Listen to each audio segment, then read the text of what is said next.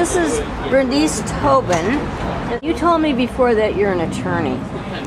Yes, I am. There was a class action settlement that the California Attorney General's office signed on behalf of the people of California with Wells Fargo.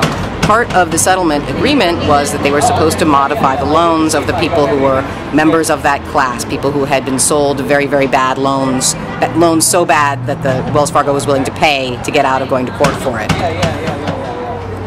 They have not fulfilled that promise, and in fact, class counsel actually filed suit this past December to try and get the class action settlement enforced, and alleging that, among other things, Wells Fargo has deliberately obstructed people from getting their loan modifications and have been making evaluations on very bad, very not acceptable ways.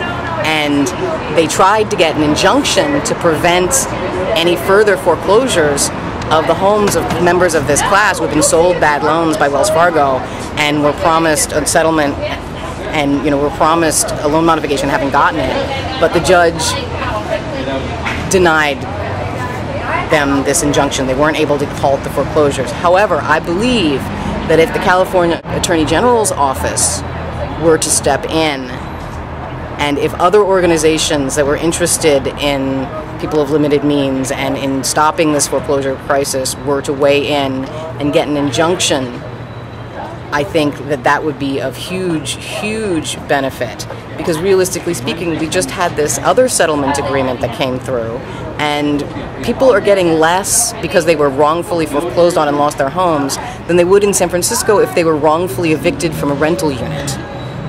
So Eric Holder has said there's going to be no justice. He said that they're too big to jail. So the only way to get justice for all the people, like when we're talking about like 60,000 people in this class, the only way to get justice for these people is to prevent Wells Fargo from taking their homes in the first place.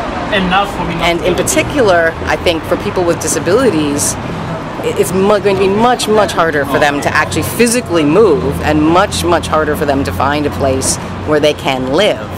And so I believe there should be an injunction halting foreclosures for all of the class members, but at the very least, the elderly, people with disabilities, people whose primary income comes from Social Security, these people who are on workers' comp because they're injured and can't work, these people should not be foreclosed on until this latest lawsuit has been fully litigated.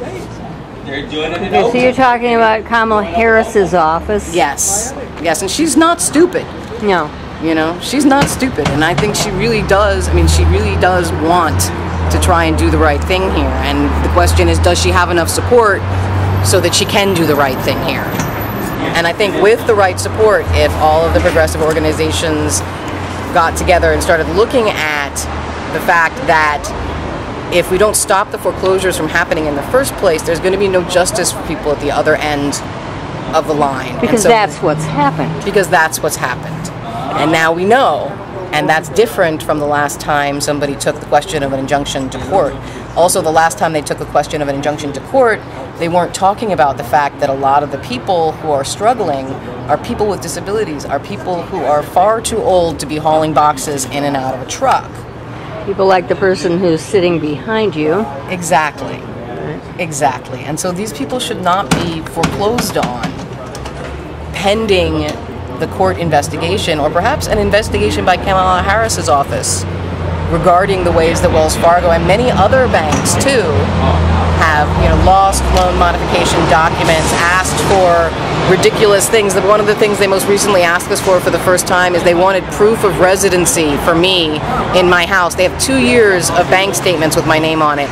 They have 2 years of my tax returns with that address and my name on it, but they insisted they needed proof of residency or they were going to deny our loan modification. This is Wells Fargo. This is Wells Fargo. Called, I've seen signs, Hells Fargo. Hells Fargo.